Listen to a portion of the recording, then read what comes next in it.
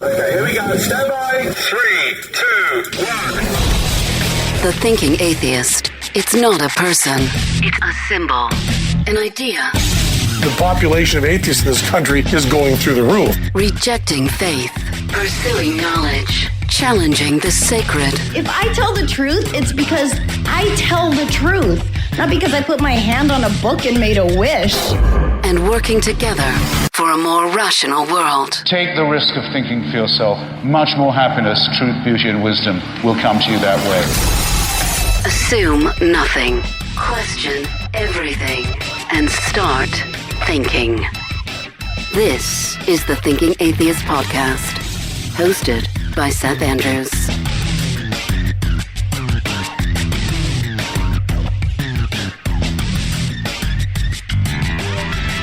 Over these past years, I have really enjoyed sharing all the good stuff that I have learned at the Great Courses Plus. You've heard me talk about it. And I love seeing the social media comments from people who heard about it on this show and then brought that resource into their own lives. Well, now, the Great Courses Plus is OneDream. That's WONDRIUM.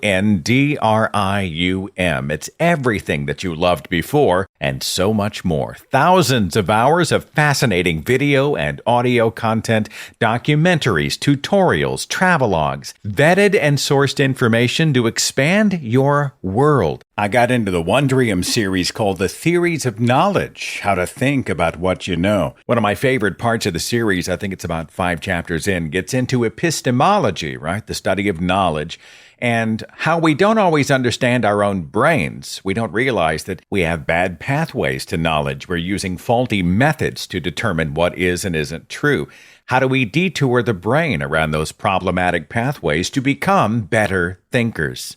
I know you're going to love OneDream just as much as I do. Use my special URL so they know that I sent you. Go now to OneDream.com/Seth. And for a limited time, sign up and get a free month trial with unlimited access. That's WONDRIUM.com/Seth. Again, OneDream.com/Seth.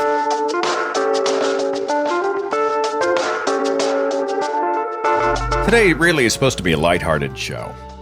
I think it will be a lighthearted show. But if I can be honest, you caught me on a bad day. You caught me on a bad day. Now we're talking today about the weird stuff we used to believe. I've been listening to this audiobook by Nicholas Meyer. And Nick Meyer, famous director of films like Time After Time, Star Trek II, The Wrath of Khan, Star Trek VI, The Undiscovered Country. You know, he's done a lot of films since. The Day After for television was a big famous movie that he did about nuclear holocaust back in the 1980s. And I'm just a Nick Meyer fan, or, you know, I didn't know much about him, but I was a fan of his work. And he has an audiobook, right? And it's a beautiful book. And he reads it beautifully. What a great storyteller. The audiobook's called A View from the Bridge. And so I picked it up, and I've been listening to it on my morning walks with Linus. And he was talking about his involvement in a film that he was developing. I don't think it ever came to fruition, but it was a film based on Don Quixote, right? The famous book, the famous fictional story about the knight who would go out and have swordplay and do battles with windmills, thinking them enemies, and there's all kind of symbolism and comedy in Don Quixote, but many people felt it was unfilmable, and I think it may have been unfilmable because he never was able to make the movie. But anyway, he said something about Don Quixote, and I really stuck with me. He said his perception of Don Quixote, you know, the knight who fought windmills, his perception wasn't that Don Quixote was an irrational man.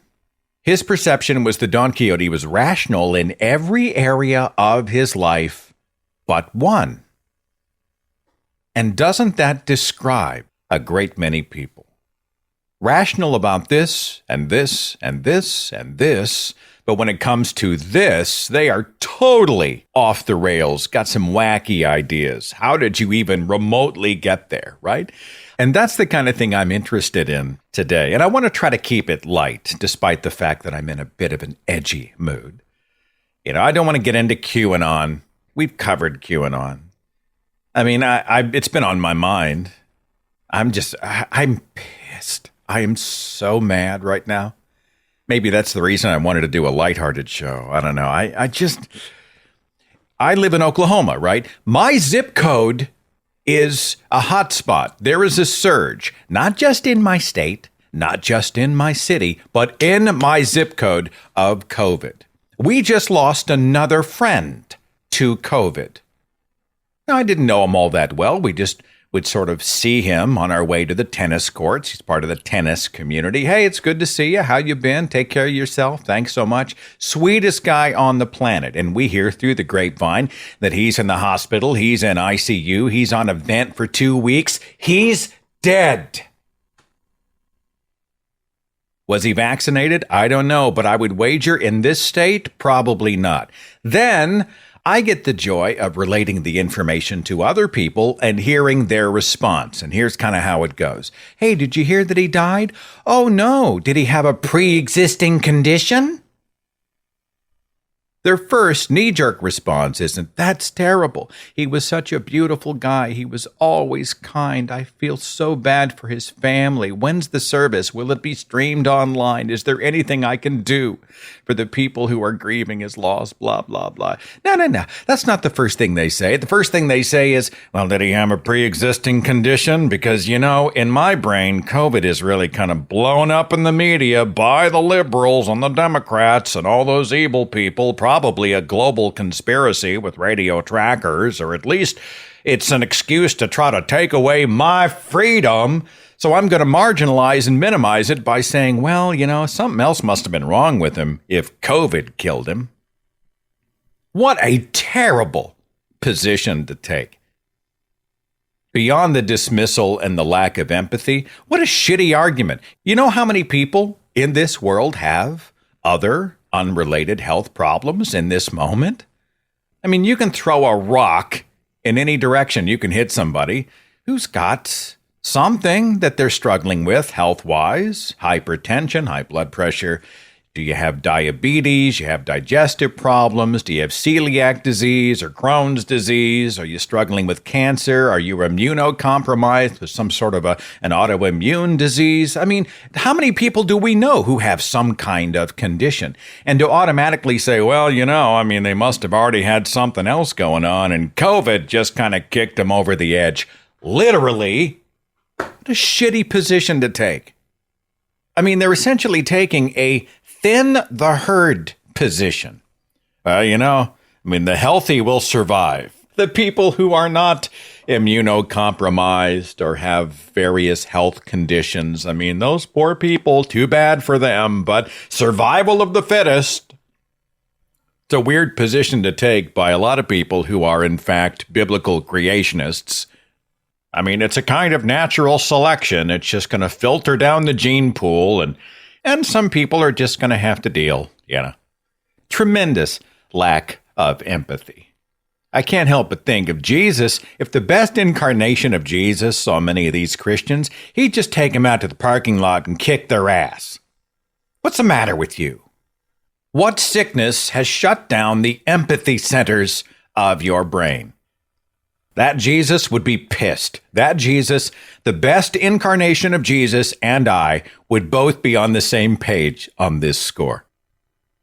And the reason you and I are probably going to have to spend, at least another year in masks and quarantining and distancing and all this craziness, and even more people crammed into the intensive care units, is because no less than 25% of evangelicals, did you see that new study? A shit ton of people in this country still refuse to become inoculated against the disease. I got them on my family tree. I told them, you're not welcome in my vicinity unless you get the shot. You can't even come near me. I'm sure I pissed some of them off. Or they're praying for my soul because I bought into that liberal lie, a lie that's going to eventually come and strip me of my freedom. Have you seen those crazy preachers on the internet? They're talking about the door-to-door vaccine. I'm sorry, I totally went off on a tangent. I just got to get it out of my system, and then we're going to bring things up to a lighter level, okay? Have you seen those preachers who were talking about the proposed door-to-door vaccine efforts, where health department officials are going to make available a door-to-door option? where people who may not get out or for some reason they're not otherwise motivated to go and get the vaccine, hey, we'll bring the vaccine to you. You can get inoculated. It's never been easier. We would just like to bring it to your doorstep. And there are preachers who are warning that this is actually a conspiracy. And the conspiracy is that these are not actually healthcare workers. They are agents of the government or the Democrats or the devil. And the main reason they're coming to your door is because they want to bust into your house and confiscate your firearms. We've been hearing this bullshit for how many decades? They're coming for your guns. They're going to come take away your firearms. Your firearms are freedom. Firearms are freedom. If they knock on your door, you had better be prepared to defend yourself and your freedoms. Holy shit. What happens when the people who genuinely believe that whack job narrative actually pull out a firearm and look down the barrel at some poor healthcare worker who's standing on the porch with a vaccine? Somebody's going to get hurt. Hell, somebody's going to get killed before it's over with. You take people already fearful, freaked out, paranoid, conspiratorial, you prime them, and then somebody they perceive as an enemy knocks on their door. Look out. Lives are going to be lost over this craziness. My wife works in the healthcare industry. She's around sick people. Now, she's inoculated, but she's worried. What if the variants might affect me? What happens when the vaccine wears down? What about the boosters? And when should I get the booster? And how might this affect my patients and their health? So many of them are in dire straits anyway. What does all this mean? And why are so many people all around me so fucking selfish? We still got people bitching about masks. We got people burning masks in barrels. And they're bringing their children out for mask burning ceremonies. Will Wheaton posted something in July on his Facebook page. You know, it's funny. I hated Will Wheaton as Wesley Crusher in Next Generation. I just hated that character. I just hated Wesley Crusher as a character. But I've really come to like him as a person.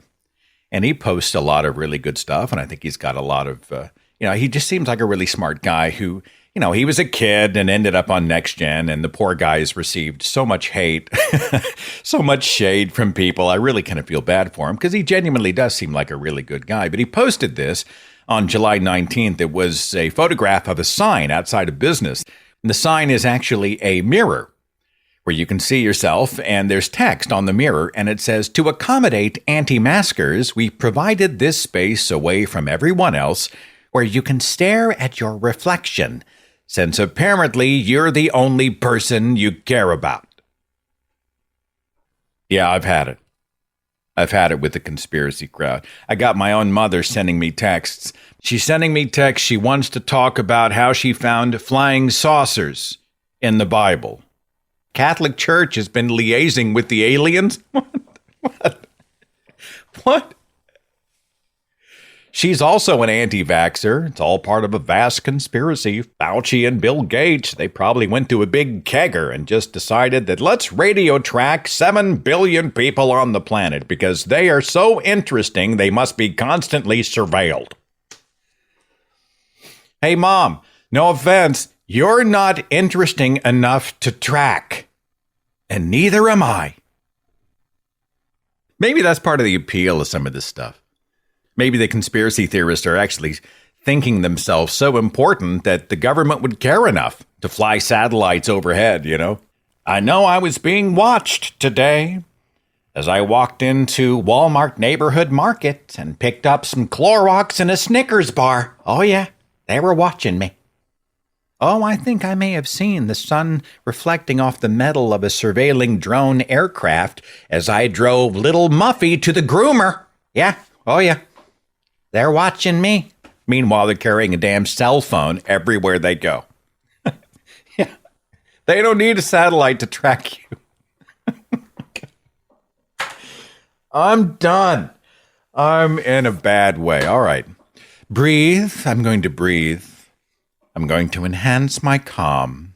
I'm going to align my chakras. And I'm going to center myself so that we can bring things to a more lighthearted level, talking about the weird things that we used to believe. Great example of mine, and this does relate to the Bible. When I was much younger, I always thought that men had one less rib than women, because in the book of Genesis, right, Adam created Eve out of the rib. And so I just assumed, I mean, how hard is this to fact check? I mean, just pull up the 1, 2, 3, 4, 5. They just count the ribs on a male, a human male. No. I didn't do that. I assumed for many years that, well, men just have one less rib because back in the day, Adam gave up a rib so that we could create women, or a woman. Yeah. Weird stuff I used to believe. I've got Josephine on the line. Hi, Josephine. You with me? Oh, yeah. Hi. Appreciate you calling. We're talking about the weird stuff we used to believe. What do you think? When I was a little kid, my family would tell me that if I eat the crust of my bread, my hair would be curly. And, you forget about these things. And then I was about 10 or 11 thinking, hell, I hate my straight hair. I want curly hair. And I thought of bread crusts. But then I thought, well, why just the outside of the bread? Why not the inside of the bread? And then I thought, why bread at all? If you eat the crust of the bread, your hair will be curly. Was it a parent who told you this? Like, was this an attempt to get you to eat the whole piece of bread kind of thing? Yeah, it was the whole family. I don't know. They had this bizarre sense of humor. That's awesome. That's a great example of just the kind of weird belief that I'm looking for today. I was just thinking by the time I was 10 or 11, it was like my first realization that not everything I believed was real. And that kind of helped me, kind of leave religion eventually.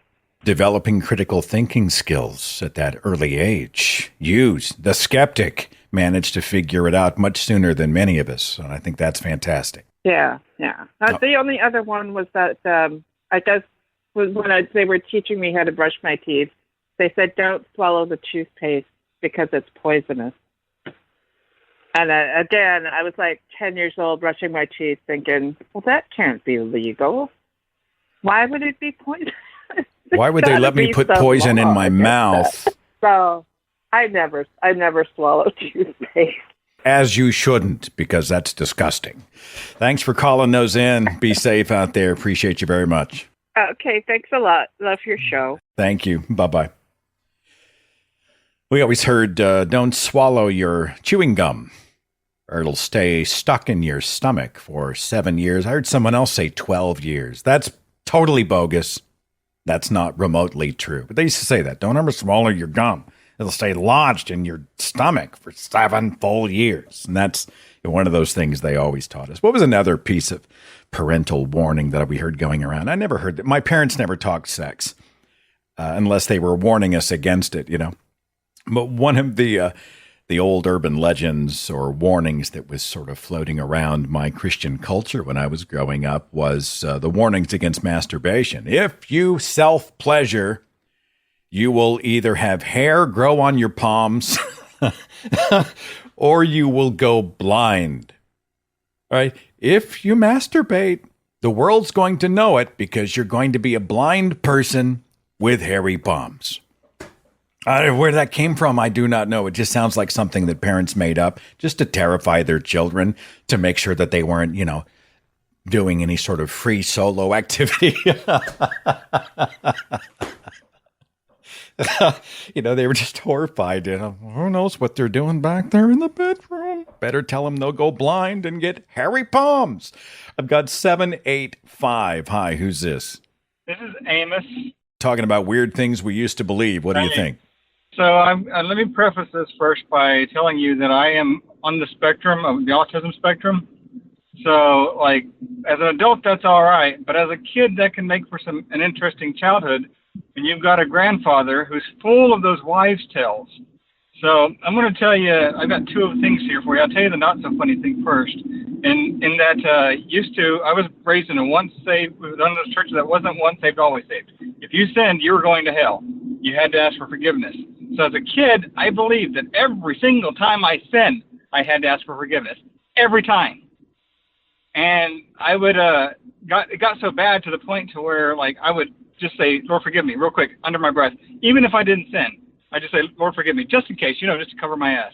I believed in eternal security. I used to do the same thing. I was always whispering it under my breath. Lord, please forgive me for all my sins. Please, cleanse me from all the unholy. Because I think secretly felt like, well, if I get it wrong and I do go to hell, it's not worth it. So I was always doing that sort of chant under my breath. It's really a prison. I just wanted to make doubly sure I was covering myself, Yeah. But here's the other thing, and this one is a little bit more funny. And my grandfather, he told me that, if you farted, it was called sitting on a frog.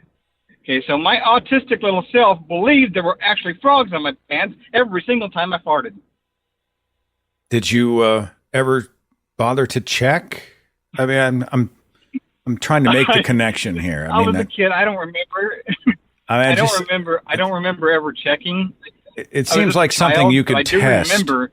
I'm just saying, you never reached down there to verify. Yes. I don't remember, to be honest with you. I was just a kid. I was just a child. That's the only thing I can remember. I can remember being scared of there being frogs in my pants every time that happened. And I believed my grandfather. He was my grandfather. He was going to lie to me. Frogs in your pants might be, a good out or excuse if you find yourself in an embarrassing situation. Appreciate you, my friend. Thanks for calling. We'll see you later, okay? All right, thank you. Yeah. I see Beth in the chat. She said her parents said white spots on the fingernails represented lies that you told. White spots on the fingernails represented untruths. I'm checking my own fingernails right now. So far, it appears I am deception-free, but the day is young. I had a friend. We were both in the radio business. This was back in the 1990s. Precious person who came out of a hugely conservative home. Her mother obviously was warning her about all kinds of sexual sins, but she believed that if she put on a boy's pair of blue jeans, she could get pregnant. Wait a minute, what? How does that happen? How does the transfer take place? And why tell someone this? I mean, I get warning about the situations that might lead to an actual pregnancy. You don't want someone who is uneducated about sex to end up in that situation. But I mean, putting the jeans, put on a boy's jeans, like there's sperm just already. Just, I don't know. I've got D calling in. Hi, D. Thanks for waiting on me. We're talking about the weird things we used to believe. Are you there? Yeah, I am here. What are we talking about? Well, when I was real young, even before I left Christianity to go to paganism, I thought I could summon the wind up with a little chant. Do my little thing out on the playground. A few moments later, whoosh, wind come up. And of course, it didn't matter if it actually happened or not. Counted the hits and ignored the misses. But it felt like I could do some magic. That's awesome, D. Well, I appreciate the contribution and I appreciate the call. Thanks so much. All right. You have a good one, Seth. All right. See you later. As he was speaking, I looked up on the Spells of Magic website. There is a casting instruction for summoning the wind. It's very short. Spirits of dragons, old and wise, cruise again across the skies. Move with love and move with grace. Stir up the winds in this place.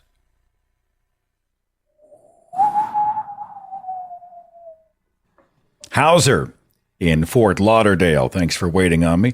You're on the show. Are you there? I'm here, Seth. You can call me Hairy Hands if you want to. Hairy Hands. Okay, fine. We're talking about weird stuff we used to believe. What do you think? Yeah, as a kid, I remember my mother used to tell me not to whistle or make a lot of noise at nighttime because if we were to do that, then of course it would scare away the good spirits. And then the bad ones would remain. And I remember thinking as a kid, like, my God, how these good spirits must suck. I guess if they're easily scared away by a bunch of noise. And then, of course, only to find out years and years later when I became an adult that she just wanted us just to be quiet. That was it. So any kind of whistling, like if you're whistling a song, that scares away the good juju? Yeah, so that was her thing when I was a kid, and loud noises or even just whistling and things like that. And I'm not sure why, but and of course I come from a big Latino background, so of course opening the umbrella inside the house is a strict no-no. You know, we're not supposed to sweep out the front door. You have to sweep out the back door or collect it. And there's a big thing where if you sweep over a woman's foot, then of course, then she may not be able to have kids in the future or get married. Clarify for me, who believes this stuff? Oh, I come from a Puerto Rican background, so I come from a pretty big family. I got like 23 cousins, first cousins, just on my mother's side. So yeah, this was a big thing back then. Oh, that's good stuff. And you know, there are people who are afraid of those Yeah. things even today. Oh yeah. So now I just whistle all night when I can. You are a liberated whistler, and I appreciate you very much, my I friend. am. Thanks for calling, Hauser. We'll catch you later. Take care. Love you, buddy. Thanks. Bye. Bye. I saw somebody in the chat, or several people were like, what's he talking about, this bad juju? That's a thing. It's a funny reference that we like to use in my house, but I think it's based in like old African spiritism. And so it has to do with the good spirits and the bad spirits out there, you know. So the presence of a benevolent spirit, that's the good juju. You know, if you got good luck, you got the good juju. But if it's bad, if it's a bad omen or bad luck or whatever, well, that's the bad juju. And Natalie's always kind of tweaking me about this stuff because, you know, I love to stick in my office these little horror movie icons or souvenirs. You know, I've got the Hellraiser cube with a little fish hook hanging off of it from the first Hellraiser film. If you've seen that movie, they've got this torture chamber with the fish hooks. I've got the new Michael Myers mask. I've got a series of Fangoria magazines in there, you know. And she's like, you're bringing in the bad juju. And we just have like a little bit of a laugh about it. But that's a thing. So that's what I mean. Bringing in the good or the bad juju. I'm kind of winking at you. But that's where that comes from. Dennis is on the switchboard here. Dennis, you with me, my friend? Yes, Seth. How are you? I'm well. Thanks for calling. We're talking about weird stuff we used to believe. What do you think? Somewhere about 5 or 6 years old, I had a thought that God was bad, and it frightened the hell into me. And I went to my mother and I said, Mom, I'm having these thoughts about God being bad. And she said, well, think that God is good. So what I did for probably 3 or 4 years constantly, before I put myself to sleep, I would say, God is good, God is good, God is good, to catch up for the following day. So if I thought God was bad, I would have more gods were good from the night before. And I think it caused, I was diagnosed with obsessive compulsive disorder years later. I wonder if that started the whole thing. That sounds like a hamster wheel of frustration. You have 100 times a day. You wonder if God's bad. That means you're on the hook to say 120 or 150 times that God is good. And before you know it, it's all you're thinking about. Exactly. Yeah. Exactly. You are greatly appreciated. I hope you're safe out there and keep kicking, okay? You too, Seth. You're a good guy, man. Thank you. Take care. Be well. I asked the question online to people in the community about some of their previous weird beliefs. Marie said, I believed when you saw a cassette tape lying around in the street, it was put there by witches. Witches would record curses onto the tape and they would just lay it around the street to place a curse in the area. And if I saw a tape lying around in the street, I would stomp on it, physically break it with my foot, and rebuke all curses in the name of Jesus. Melissa said she used to believe demons could be attached to objects that friends brought back from other countries. For instance, a little jade ornament that my friend brought me from China.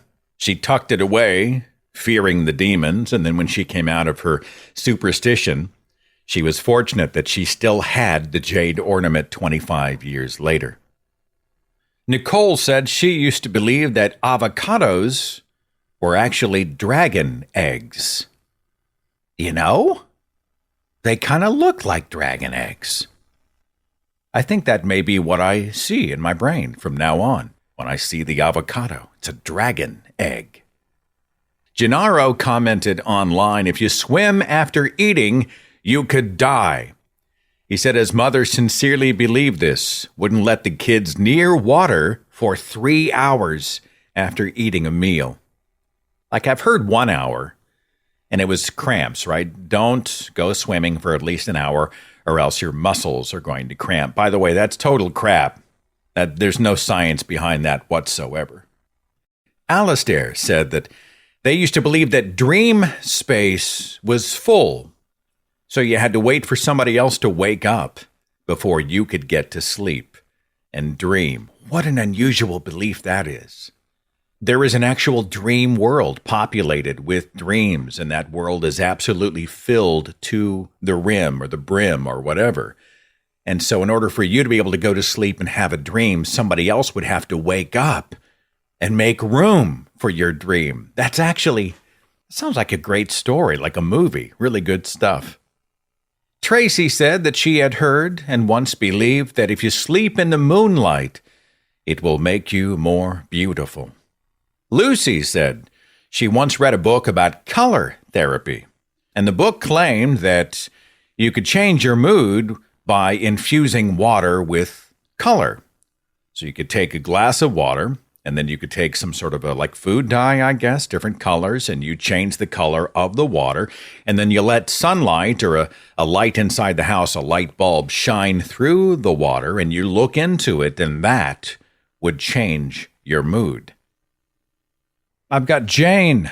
Thanks for joining us, Jane. Are you with us? I am. I feel like I'm conjuring the spirits. Jane, we are all in the room holding hands. Are you with us, Jane?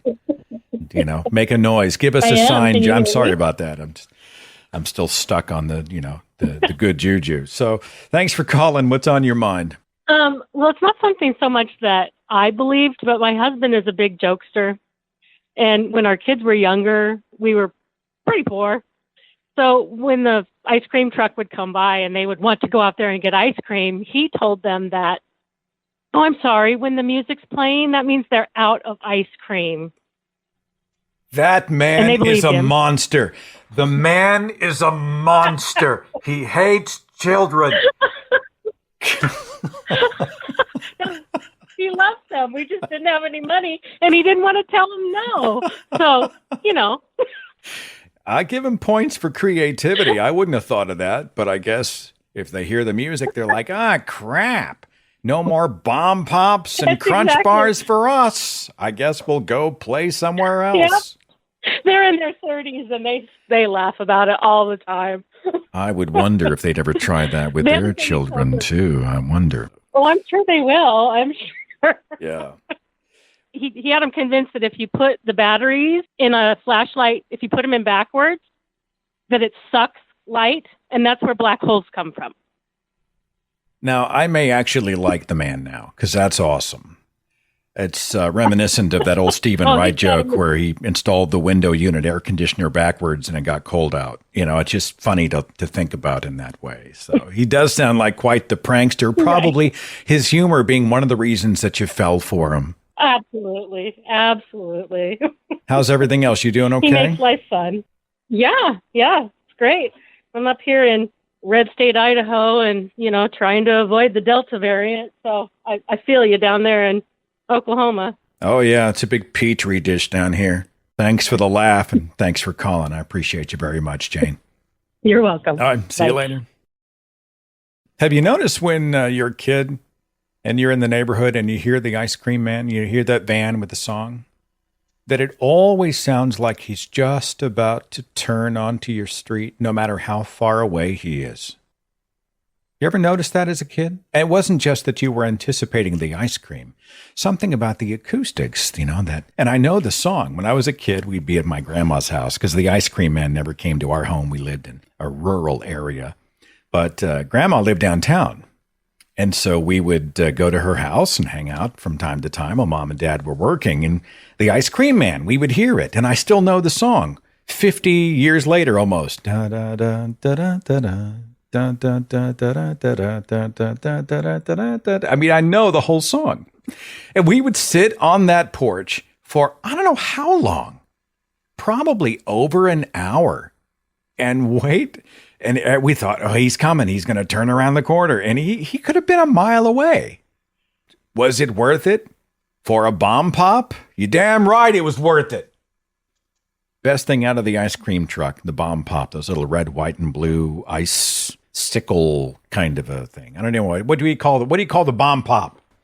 We actually had a conversation on Facebook the other day. Like, what was the best type of ice cream that you could get out of an ice cream truck? Was it the little thing with the rabbit ears on it, or was it the bomb pop, or was it the ice cream sandwich?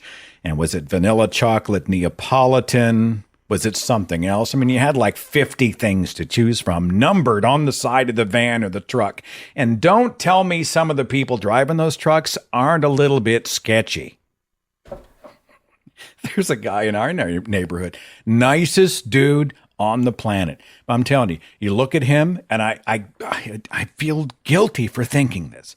But when I see him and he pulls up, I'm like, there's a body in the freezer in the back of that truck. He's got a body. I know he doesn't. Like, logically, it makes no sense.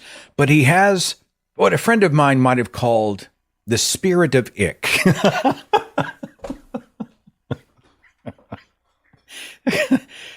He's nice, but he has the spirit of ick. Like, what? Something. He's got a body. There's a body back there. There's the bomb pops and the ice cream sandwich and the Neapolitan and the thing with the bunny ears and the Nestle Crunch bar and a corpse. And they're all in the freezer together. I'm just saying. I had to look up things in an ice cream truck. Let's take a look here. There are Screamers. You got the Chill. That's the lemon ice that comes in the big plastic cup. Bomb Pops, Jolly Rancher ice cream, the Fudge Bar, the Orange Creamsicle, the Push Up, the Klondike Bar, or the Choco Taco. Good Humor bars. Those are famous. The Drumstick. Oh, those were good. I've got Laura on the switchboard. Hi, Laura. You with me? Yes, I am. Hello. Hi, thanks for calling. Well, first off, because we're on the ice cream truck thing, you didn't read it, but don't you remember the Big Stick? I mean, now it seems kind of like inappropriate, but there was one called the Big Stick. It was like pineapple and cherry. It was really huge. Hold on. What I used to always get on ice cream truck. It's ice cream Big Stick? Yeah, you would just say the Big Stick. Was that the thing that, did you push it through something for the ice cream to come out? Did the stick come out? That this is sounding even more like a double entendre by the moment. No, that's the, yes. That was a push pop. No, that was the push-up stick. That was the push pop. Okay. But this one was just called the Big Stick. It was just like a big watermelon, cherry flavored one. But boys, made comments every time a girl had one of those for snack that you were getting a Big Stick. They couldn't wait to crack jokes on that one. So I just looked it up. I gave me a little chuckle and some memory. I just Google image searched it, and you speak the truth. I see the Big Stick. I don't know why we're just devolving into base level humor, and it's awesome. We're talking about weird stuff we used to believe. It is awesome. What do you think, Laura? So I was thinking about how superstitious as an ex-Christian we all are. It's just naturally in us, because if you find a penny on the ground, it turns into like, find a penny, pick it up all day long, have good luck. But it turns into like a prayer, or like you see a star in the sky and I wish upon a star, but it ends up being like, well, Jesus, and you pray to the star. And about a month ago, I had a really bad kidney stone. I'm in the process of recovering from it. It was so bad, but all my life in your direst pain, you say, Jesus, if you just get me through this. And then I finally go, no, you're the only one that's going to help yourself. God is not going to come down and zap this stone out of you or come take it out. We're going to the emergency room. You're going to get some morphine. It's going to be great. God's not going to help with this one. It was just kind of this reality of how much of a crutch we really are, like that fake security blanket that never has been there. And there's a freedom to it, but there's also that feeling of like, damn, this is all me. I find it interesting, too. You took a lot of these popular, or at least well-known superstitions, and you drew them sort of out of folklore, and then you injected your faith into them. I told it because I love folklore. That's what's interesting, is I really do. that anything that was remotely superstitious was, first it was from the devil. Oh, It cracks me up. You're going to love the Superstition show we do in October, so just be ready for it, okay? I'm excited. Okay, well, thank you, Seth. It was good to talk to you. Thanks, Laura. Take care. All right, bye-bye. Yeah, I'm planning a broadcast coming up for the month of October, kind of a Halloween-y show that talks about the origins of many of our superstitions. Why it's bad luck to open the umbrella indoors and to walk under a ladder, and why breaking a mirror could bring you 7 years of bad luck, and the black cat crossing your path. And we're going to get into the at least assumed origin stories of some of these fascinating superstitions. That's coming up in the month of Halloween. You ever meet those people who think that every time they dream something, that dream has some kind of profound meaning? Like it's imbued with meaning relevant to your everyday life? I'm not that person, by the way. I tend to think that the brain is just a blender. So it could be anything. It could be, you could see reflections of the things that you're doing and thinking about during the day. It could be your work day, your relationships, something from a book you were reading or a film you saw right before you went to sleep, or maybe, fears and hopes that you have. All of those might inform your dream. And then, did you have pasta right before you went to sleep? Did you have one of those weird pasta-related fever dreams that just seems to kick the brain's imagination into overdrive? But I know some people. So if they have a dream, no matter how wild it is, they'll wake up and they start to connect dots in these weirdly awkward and often fascinating ways. Well, I had this dream last night that I could fly. And I had wings, and the wings were made out of nacho-flavored Doritos, you see. And I was flying over the city, and then lightning struck, but the lightning wasn't electricity. It was actually vanilla custard. And after the vanilla custard lightning bolt hit me in my nacho wings, then I fell down to earth, and I landed inside Ken Ham's Ark Encounter, next to the Velociraptor. And so anyway, what I think that this dream is trying to tell me is whatever, And the rest of us are going, what? What are you talking about? I think dreams can be reflections of experiences, thoughts, hopes, dreams, fears, and just, the imagination running wild. But don't tell me that you're dreaming that you are swimming in an Olympic-sized pool of cottage cheese and that dream has some sort of relevance to your everyday life. I'm not sure I buy that. But it is fun to talk to the dream interpretation crowd. We are far from done, my friends. We'll continue with more of the weird things that you used to believe right after this.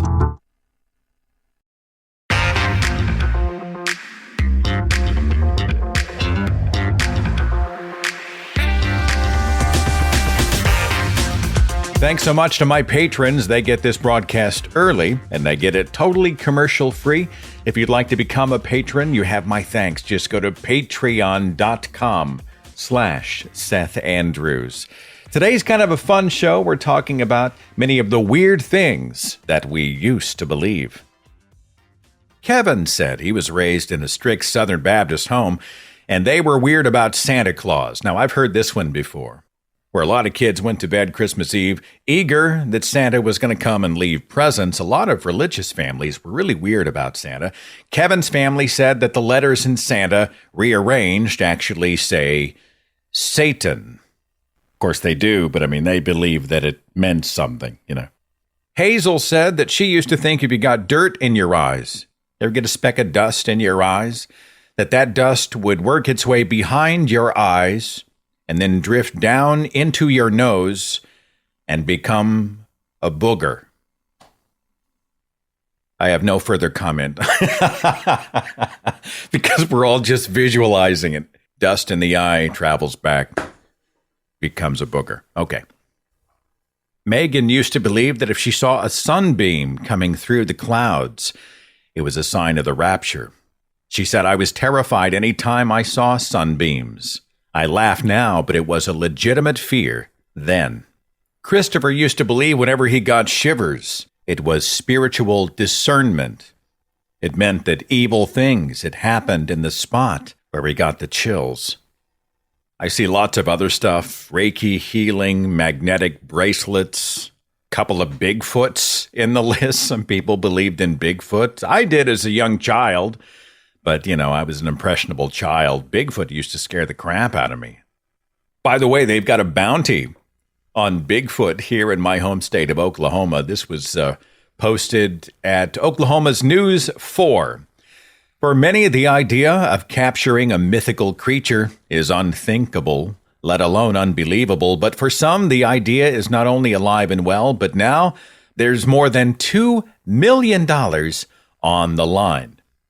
At the end of January of this year, by the way, Oklahoma State Representative Justin Humphrey, a Republican, filed legislation to establish what he hoped would be a boon for local tourism, a Bigfoot hunting season. He claimed that his area of Oklahoma, which is around the town of Enid, Oklahoma, has the 9th most sightings in the world of Bigfoot. Have you seen Enid, Oklahoma? I used to have relatives in Enid. There's no trees or forest or hills or mountains. It is flat. The dirt is the color of clay. It is the most boring part of an already kind of boring state. Ain't no way Bigfoot is hanging out there. Trust me. I guess it's an upside that this guy doesn't want to shoot or harm Bigfoot. He's talking about capture. That's just sad. If Bigfoot's out there, just leave him be. Just let him do what he's doing, Of course, he's not in Oklahoma. If Bigfoot had a brain in his skull, his rather large skull, he would be in Colorado, Wyoming, Alaska. He wouldn't be in Oklahoma. Part of me thinks he's just playing the tourism angle, kind of like they do with the gift shops and restaurants at Area 51. I mean, it's possible he's just totally full of crap and he's trying just to generate revenue for that particular region in Oklahoma. So who really knows what's going on inside his brain? But a lot of people out there do believe Bigfoot is real, he's alive, and he lives in places like the Panhandle of Oklahoma. I've got Mary. Thanks for calling, Mary. Hi. Hi, Mary. How are you? Mary, what's on your mind? My friend, we're talking about weird stuff we used to believe. Vampires was my thing. And it's solely because of my grandmother, who, I'm 54. So back when we used to stay in her house in the middle of nowhere on Lake Huron, where she lived alone, is when Salem's Lot came out on TV. I don't know if you remember that or if you're old enough to remember that. Salem's Lot was a scary-ass movie. Yeah. Oh, my God, it was horrifying. And with the little kid at the window scratching on the window. You remember that? Oh, yeah. And all us kids slept up in a sort of modified attic space with a window. And after watching this at Grandma's, we're sent upstairs. All right, you kids go up to bed. And we're just horrified. And my siblings can confirm this, and my cousins, that we're just horrified and terrified, And my grandmother, who was a very practical, rational person, who's lived alone for a long time, my grandfather passed early, simply said, well, I can't hurt you if you don't invite him in. It doesn't exist. It's like she was totally comfortable with it. She knew the rules. She knew what rules not to break and expected us to follow those rules, and we'd be fine. So how long did it take you to shake your fear of vampires? I don't know that I ever did, but I am still a big Stephen King fan, so. I like it. I guess I'd like that little bit as well. You've conquered your fears. Anyway. Good stuff, Mary. Thank you so much for calling. I appreciate you. All right. Thank you. Love the show. See you later. Bye-bye. I'm kind of a classic vampire guy. I don't really care much for the rock and roll vampire. You know what I'm saying? Like of the last 30, except for Lost Boys, which is the exception. Lost Boys is amazing. But beyond that, the kind of Twilight vampire and these sort of rock and roll motorcycle riding, you know what I'm saying? I like the old school sort of gothic Dracula's Castle, Transylvania flavor of vampire. To me, they were always much, much more scary. Bobby, thanks so much for calling the show. We're talking about weird stuff we used to believe. What do you have for us? A little bit of groundwork here. My mother was born to hillbillies in the hills of Kentucky back in the 30s. And if you've ever watched Mom, Paul Kettle, that's almost a biography of my mother's side of the family. Saying that to say that's extremely superstitious. And I was terrified most of the time as a child because when my mother and her sisters, my aunts would get together, I'd start hearing stories of all this weird stuff. But one of the things that they believe strong, and it is a belief that many people hold, I think, was that if a bird got in the house, then somebody's going to die. And one day, a bird got in the house, and then, lo and behold, not too many days from that point, my grandfather, who I loved dearly, passed away. Now, forget the fact that the man was 125 pounds overweight. Forget the fact that he had diabetes. But not long after that, another bird got in the house, and I had decided I was going to kill this bird to save somebody from an untimely death. So I did catch it, and when I went outside, I didn't have the heart, so I let it go. And that was 50 years ago, and I'm still waiting to hear if anybody passed away on that one. But you know what? By releasing the bird, though, I think you released the positive juju. Well, I looked at the bird and I thought, oh my God, I can't kill this thing, so I let it go. But I mean, we heard stories of weird-headed beings sitting in trees talking to my mom and her sisters when they were little, chickens disappearing into the ground. I mean, it's just a very superstitious family, and I slept with the light on until I was probably in my 50s. I'm just saying, if there's a weird-headed guy talking to your mom, you may have grounds to break your lease. You know what I'm saying? That sounds kind of sketchy to me. Yeah, well, I mean, they did make moonshine up in the hills, so, All right. Well, I'm glad the bird lived to see or fly another day. And there are a lot of weird beliefs regarding especially blackbirds and ravens and crows, animal totems in that way. I think if you see one that lands, it could be a foreshadowing of doom, but if there's more than one, it might be good luck. I don't know. There's a whole sort of quote unquote logic to it all. It might be worth looking into. I might have to do that later. But Bobby, thanks so much for calling, and I appreciate you very much. All right. Thank you. See you later. Thank you. Bye-bye. There was a guy, I'm no longer friends with him on Facebook. I just couldn't watch. But he was an old school buddy. And he posts extremely proudly on his Facebook page that he had just killed a snake, a garden snake, in his front yard. And he did it with a garden hoe. And he was on Facebook and he said, I am so thankful that the Lord gave me an opportunity today to witness to my son. There was a garden snake or a grass snake or whatever that was in the yard, and I grabbed my son and I went out and I took the garden hoe and I killed the snake. And it gave me the opportunity to tell my son again about how God had defeated the snake, the serpent who had tempted Adam and Eve in the garden. And yet the snake has been crushed under our foot. The snake, the serpent, Satan will be destroyed. I mean, the whole thing. And I finally was like, what? What'd the snake ever do to you? There are evolutionary reasons, by the way, that we get weird about snakes. I wrote about this in my book, Sacred Cows. There are evolutionary reasons that we get triggered by snakes. But he was using a biblical excuse to go kill a benign animal that had done nothing to him. And I finally typed in as a comment, I'm like, what?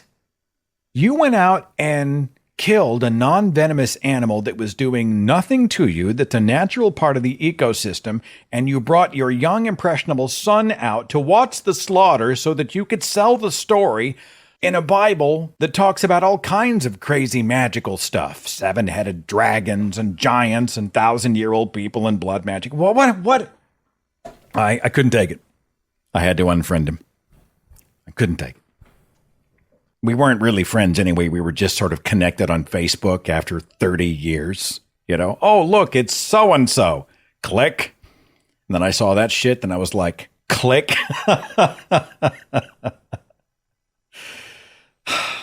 Does that make me a bad person?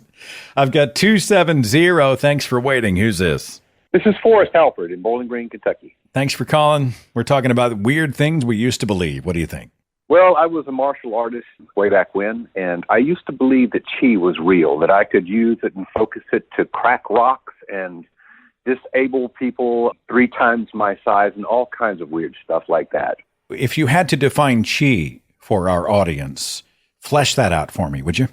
The chi, according to the Tai Chi, another martial art that I taught, it is the energy that circulates within the body, and you can focus it and harness it and train it, and it becomes a very powerful thing.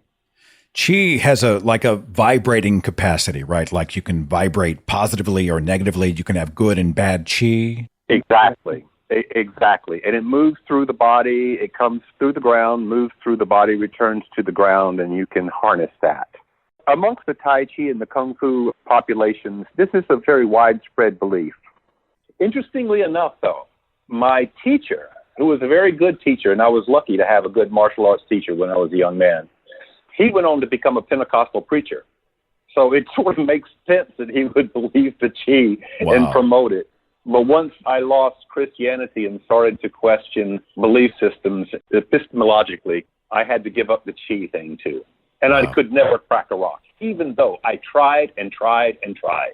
Well, I'll give you an E for effort, and I'm glad you found your way through. So I wish you the greatest, the most positive, the most wholesome of vibrating chi in your life, my friend. You know, I would take good health instead of that, but thank you. Good health, long life, live long and prosper, all that good stuff. No chi required. Good to talk to you. All right, excellent. Good to talk to you. Thank you. Take care. Bye-bye. Jackson, thanks for calling. You with me? Yeah, I'm with you, Seth. How you doing? I'm well. We're talking about weird things we used to believe. What do you have? When I was growing up, Bill, if it made a noise in the woods, it was probably the wolf man. If it was in the sky, it was probably UFOs. I think it all came back to being taught about the Sandman when I had to go to sleep. When I was growing up, if you couldn't sleep, the Sandman would come in and sprinkle sleeping dust in your eye, and that would make you go to sleep. And I remember very vividly creating a sense of self-imposed insomnia because some creepy old dude was going to get in my window and throw dirt in my eye. So I booby-trapped my bedroom to make sure he couldn't put me to sleep. If you had to describe the Sandman as you pictured him in your mind, what did he look like? Well, when I was really younger, he was just this gentle old man. And when I used to ask the people who brought me up, I was raised by my grandparents, about what the Sandman was, and it was, he was like one of the many helpers that God had. So that was a little weird. And then as I got slightly older, the older I got, the creepier he got. So the more elaborate my booby traps had to get to make sure he couldn't put me to sleep unwillingly, and I could sleep all by my own volition. How long did it take you to shake the Sandman? I think I had him until the idea in the head when I was 8 or 9-ish, and then when you hit those ages where you start spending time at other people's houses, you go to your friend's place for the night, and you're having your overnighters, and you're thinking, well, you're not worried about the Sandman.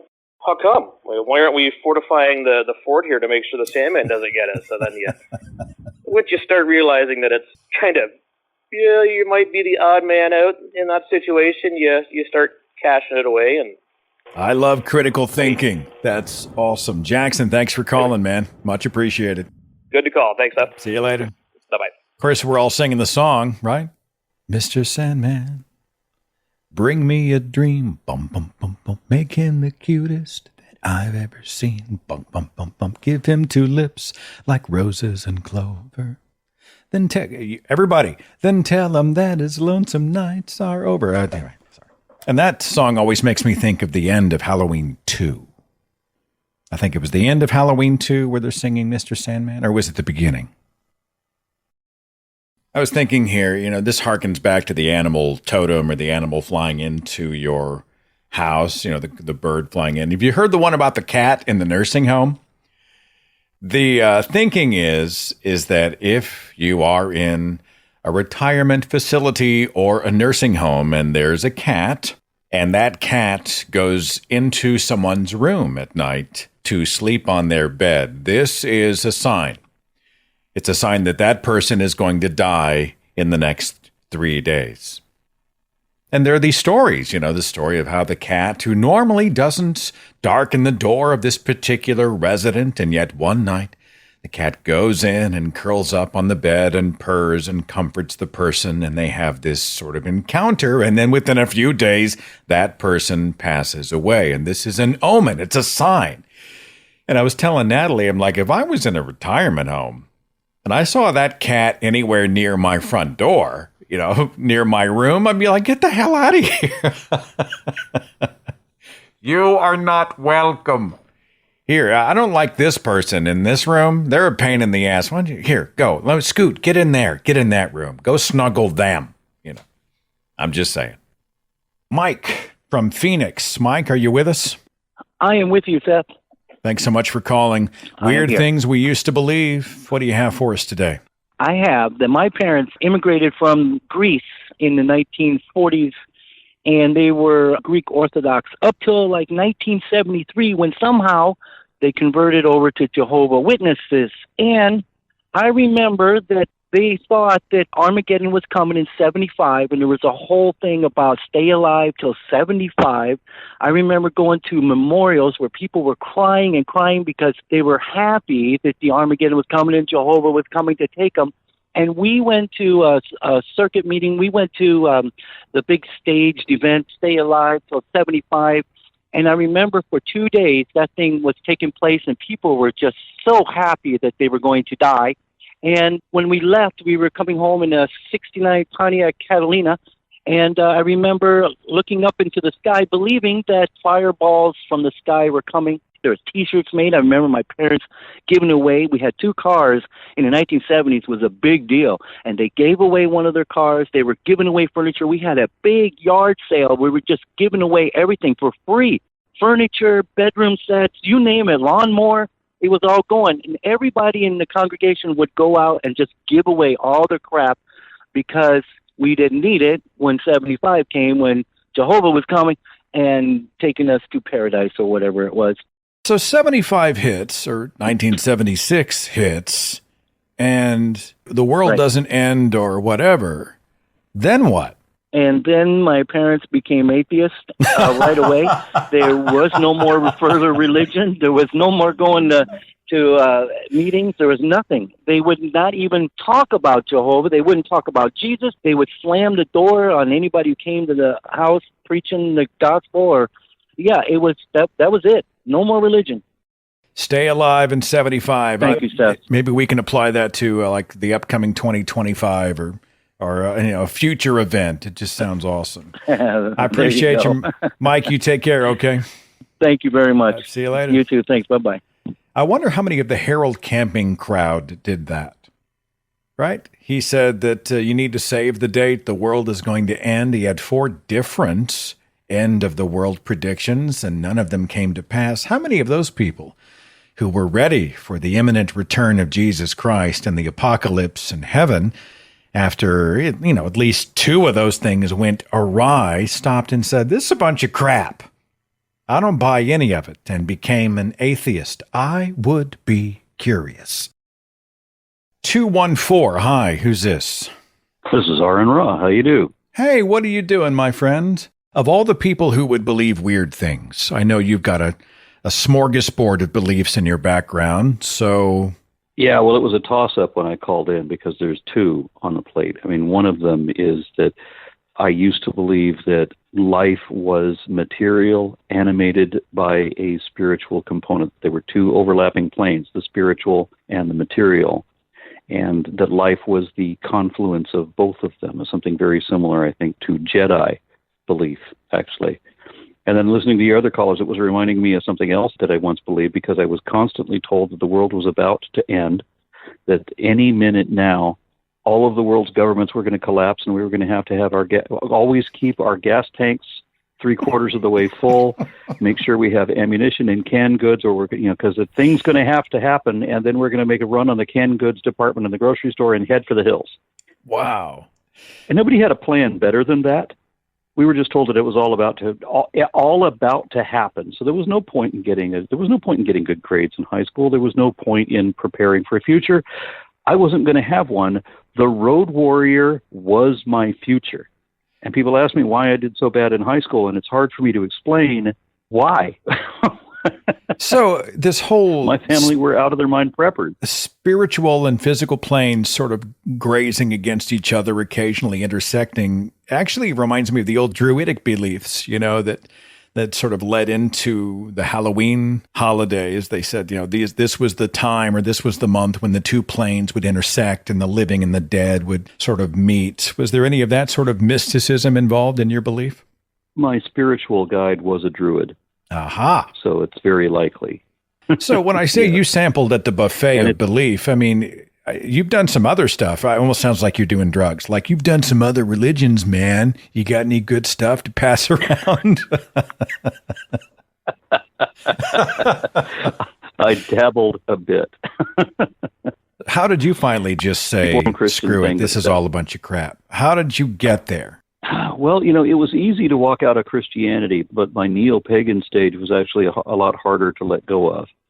Because for that one, I had to realize that I wasn't being lied to by the clergy, by the church, by mainstream media. I realized that I was lying to myself, that I was believing things based on faith, that I was convincing myself of things that were not evidently true.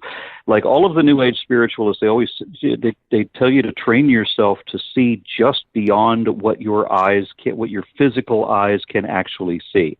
And what does that mean? That means to make shit up. To me, that's what it ultimately comes down to. You're not actually perceiving anything beyond your ability. You're making it up. One thing about your story is that at least you're sort of dipping your toe into these different belief systems, these sort of wild, wacky backstories, has given you the opportunity to sort of speak with authority about them from the other side of the looking glass. To a degree, yes. Since I got you, what are you working on right now? Is it still the phylogeny project? Are you dissecting creationism still? Are you working on dinosaurs? What's the content all about these days? I'm going to go for soon. I'm going to be doing more of the paleofauna series that I want to call Paleocenes, where we talk about different ages of geologic history. But right now, I'm just enjoying chewing up Kent Hovind's Lies in the Textbook seminar from 2005, and I'm delighted that the fact that he still uses the same arguments. It doesn't matter that that 500 people have corrected him on every one of his failed points. He still uses the exact same arguments unchanged. But I'm having some fun with that. It's like therapy sometimes, and I'm doing it just for the amusement of it. Well, yeah. All right. Well, go and amuse thyself, my brother in the. I was going to say brother in the Lord, but that's not appropriate. Honestly, you're doing great work, man, and I'm so glad to know you and glad you're out there. It's a great way to cap the show, so you take care, all right? Thank you. You too. All right, see you later. Oh, he's got some great stories. We've toured together. We've toured the United States. We've gone to Australia, but the Unholy Trinity tour, and I bump into him from time to time just on the circuit, and we'll go have dinner. I mean, the guy's just fascinating to talk to. You talk about somebody who believes some weird-ass stuff and then came out. And Aaron's hugely intelligent. Yeah, this idea that only some sort of damaged person believes a wrong thing. And that's just not true. There are a lot of extremely intelligent people who have used bad reasoning or assumption or some other method to get into an illogic or a bad idea or a crazy story, But, so many of them manage to reason their way out. And he's a great example of why we shouldn't stop. We should never give up. We should just keep kicking in the hopes that the best ideas will defeat the bad ones. Thank you so much for listening. And I'll catch you back here next time. Be safe. Take care. Follow The Thinking Atheist on Facebook and Twitter. For a complete archive of podcasts and videos, products like mugs and t-shirts featuring the Thinking Atheist logo, links to atheist pages and resources, and details on upcoming Free Thought events and conventions, log on to our website, thethinkingatheist.com.